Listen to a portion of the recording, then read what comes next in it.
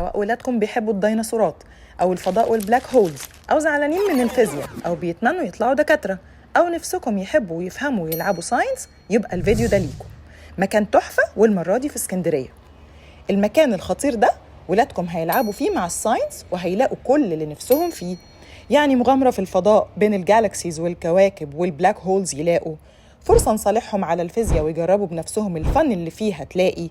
كيمياء تلاقي، هندسة تلاقي، جيولوجي تلاقي، بيخافوا من البيولوجي أو بيتمنوا يطلعوا دكاترة أو نفسهم يدخلوا في مغامرة جوه جسم الإنسان تلاقي، أو لو نفسهم يسافروا باريس ويشوفوا الآيفل تاور، ويا سلام بقى لو بيحبوا زي ولادي كده يلعبوا مع الديناصورات. يعني الحقيقة توتة وباسل حققوا أمنيات كتير قوي هناك.